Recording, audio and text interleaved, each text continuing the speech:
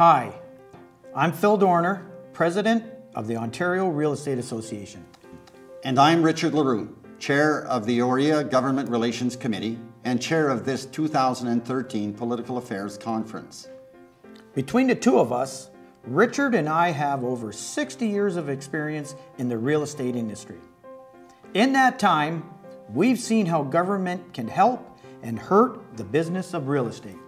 From the Real Estate and Business Brokers Act to the dreaded land transfer tax, real estate in Ontario must comply with dozens of pieces of legislation, regulation, and government policy. And if 2013 showed us anything, it's that the provincial government is becoming more active than ever when it comes to housing and to real estate. Thankfully, OREA's team of committed government relations volunteers and professional staff work every day to advocate for a legislative and regulatory environment at Queen's Park that is favorable to realtors and to real estate. To put it plainly, we lobby at Queen's Park to help realtors do business better. This year was an exceptionally busy one for your government relations team at the Ontario Real Estate Association. Phil and I are going to take you on a tour of the province and update you on the ground we've covered. Our tour will also show you where we still need to focus our future efforts to ensure we continue to make progress on key realtor issues.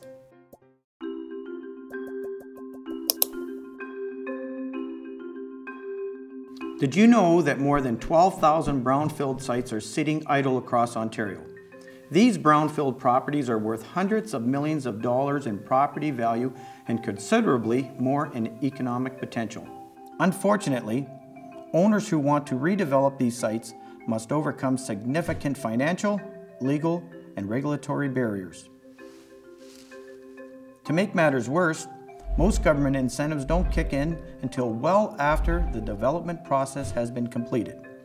As realtors, we know that brownfield redevelopment creates jobs, revitalizes communities, and grows the municipal tax base. That's why OREA supports the creation of a new tax class for brownfield properties that are under remediation. This new class would lower the property tax burden on developers and encourage remediation. Although we have a long way to go on this issue, we did make progress in 2013. For starters, Richard and I met with the Minister of Municipal Affairs and Housing and the Minister of Finance to discuss OREA's Brownfields proposal. While both ministers were non-committal, they did acknowledge the merits of our proposal and encouraged us to conduct more research. In addition, at its most recent policy convention, the Progressive Conservative Party of Ontario passed a resolution adopting our proposal to create the new assessment class. The adoption of the policy came in large part thanks to some great work by OREA staff and the Kitchener-Waterloo Association of Realtors, who met with the party's environmental policy critic, MPP Michael Harris. While this is by no means a guarantee that a PC government will act on our proposal, it is a positive step forward for our issue.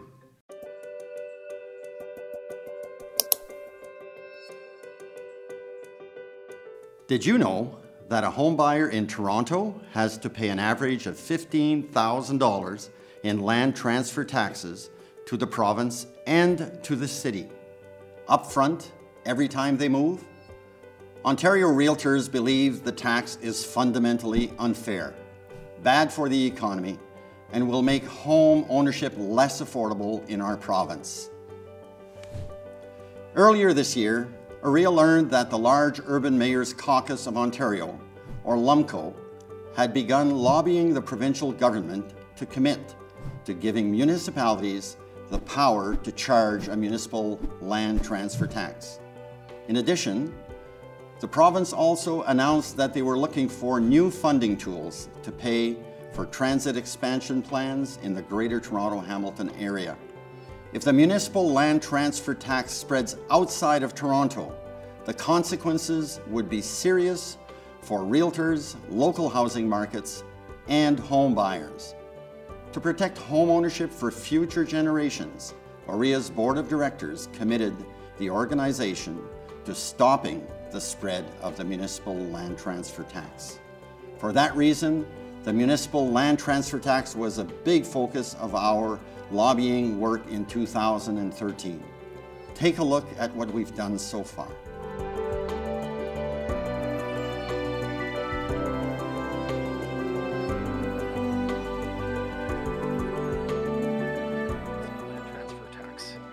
Our recommendation on this issue is clear. We urge the Government of Ontario to refrain from granting land transfer tax powers to municipalities in the provincial budget.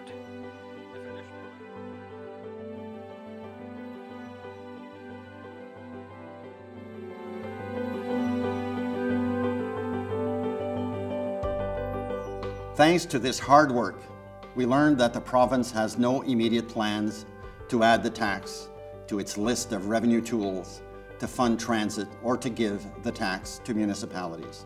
A big win for Ontario Realtors. We've made a great deal of progress on the land transfer tax issue in 2013, but we can't rest on our laurels. As long as the tax exists in Toronto, OREA and our member boards must be proactive to stop the spread of the municipal land transfer tax.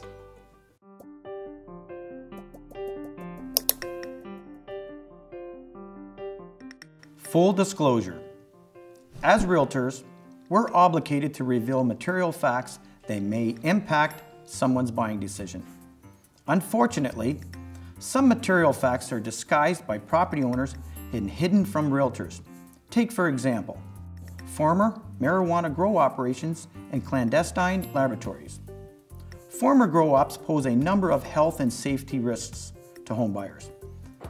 That's why realtors want the provincial government to require municipalities to register work orders on title of a former grow op or clandestine lab. This will, in effect, create a province-wide registry that realtors can use to protect home buyers. OREA did some great advocacy work on this issue in 2013. We commissioned a poll from Ipsos Reid that indicated 93% of consumers want to know ahead of time if the property they're looking to purchase was a former grow op. OREA used this polling as a foundation for a wide-ranging public relations campaign. With OREA board members as our spokespeople, our campaign earned 45 positive media hits that made over 2.2 million impressions with Ontarians. Finally, we once again worked with MPP Lisa MacLeod to reintroduce her private members bill, which would create a registry of former marijuana grow operations. Members of the Ottawa Real Estate Board and OREA traveled to Queen's Park to attend the introduction of the bill and met with Ms. MacLeod to show our support. Looking ahead, we are meeting with MPPs at this year's Political Affairs Conference to continue to press key decision makers on this important issue.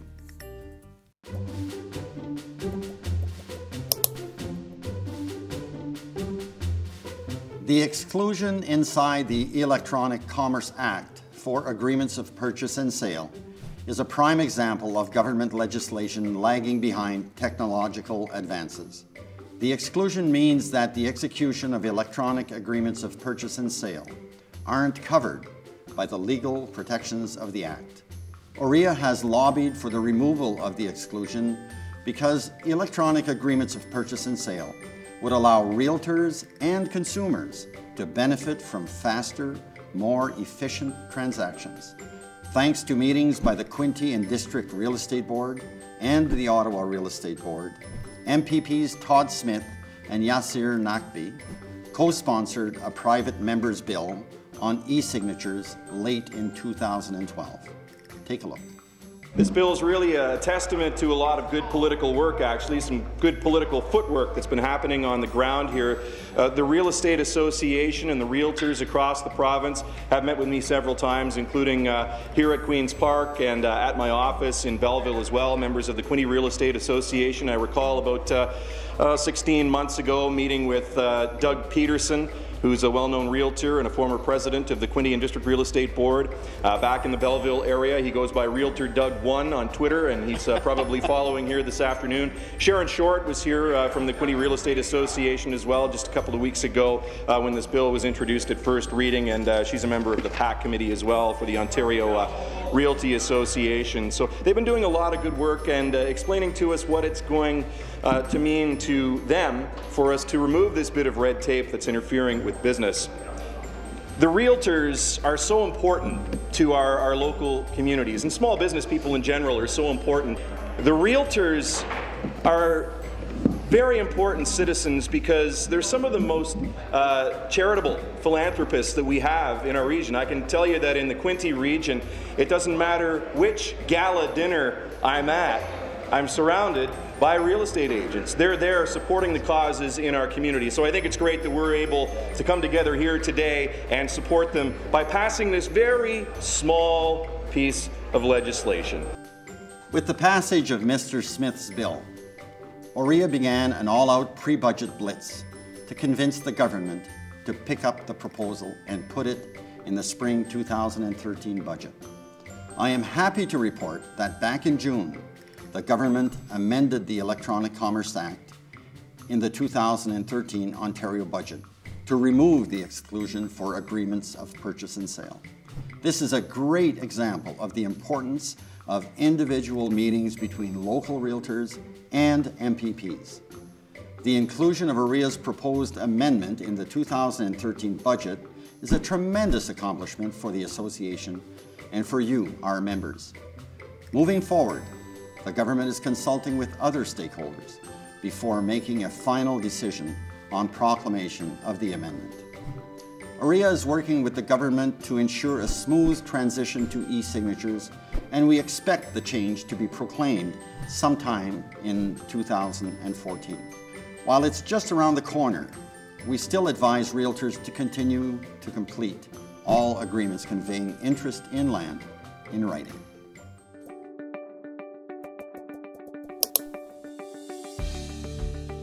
As realtors, we believe that all industries should be treated fairly when it comes to taxes that impact business and our livelihood.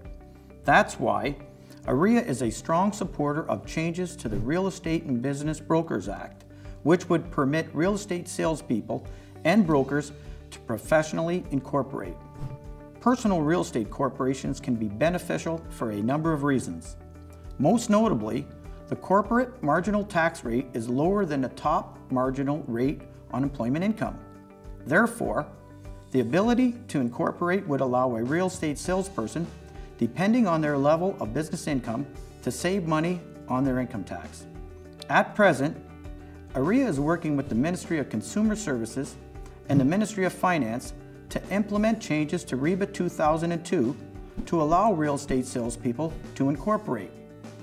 While the government has no objection to the proposal in principle, the Ministry of Finance has consistently indicated that since personal real estate corporations involve a reduction in provincial revenue, it will not consider the idea further until the province balances its budget. We're working behind the scenes to try and overcome this advocacy barrier, but we need the help of you, our member boards and associations. That's why we've made it one of the issues that we'll be meeting with MPPs to discuss at this year's conference.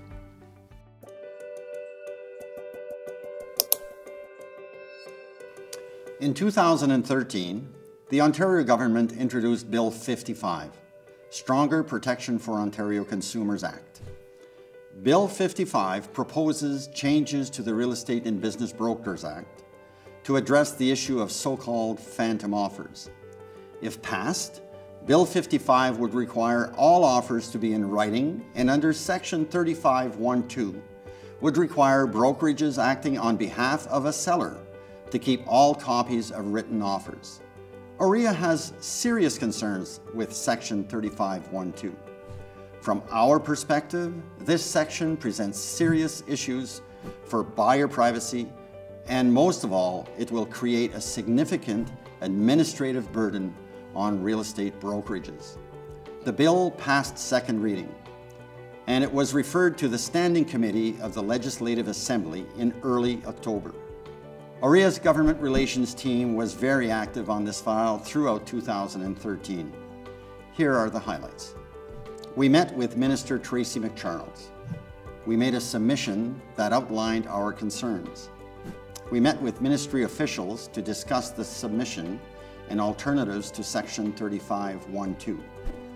We met with opposition party critics to secure support for our proposed changes. We created a cover page to Form 100 as a substitute for the retention of the full offer by the selling brokerage. OREA met with RICO and ministry officials to push again for the amendment.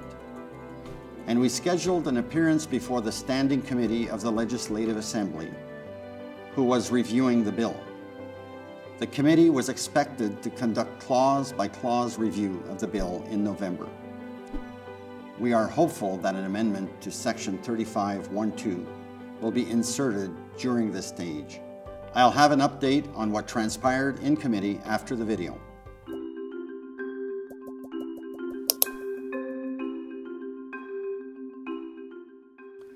Helping homeowners improve the energy efficiency of their home is an issue OREA takes seriously. Improving home energy efficiency is good for the environment and for a consumer's pocketbook. Ontario Realtors have been strong supporters of incentive-based voluntary programs that lend homeowners a hand in improving the energy efficiency of their home. But we don't support mandatory time of sale home energy audits. Most of you will remember the introduction of the Green Energy Act in 2009. The original version of the Act included a section that made it mandatory for a home seller to provide a buyer with an energy audit.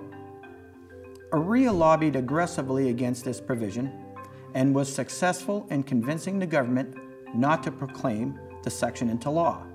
OREA believes that mandatory audits will hurt the affordability of home ownership, delay transactions, and erode a home owner's equity, since audits will be used as a bargaining chip to reduce a seller's listing price.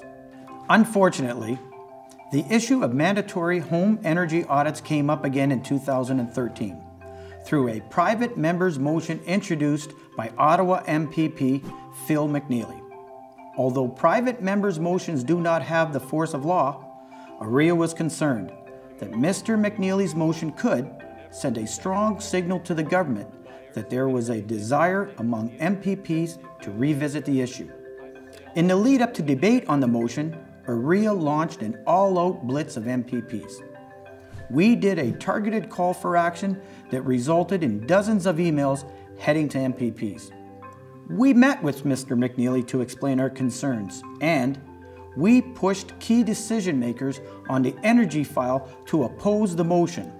Although the motion passed by a vote of 47 to 34, many MPPs noted that they were voting in favor of the motion on the principle of improving home energy conservation, not mandatory home energy audits. Moreover, neither our Minister Tracy McCharles or the Minister of Energy were in the House for the vote, which signals that it likely doesn't enjoy unanimous support in Cabinet. Above all, OREA once again sent a strong signal to MPPs that they should think twice about mandatory home energy audits.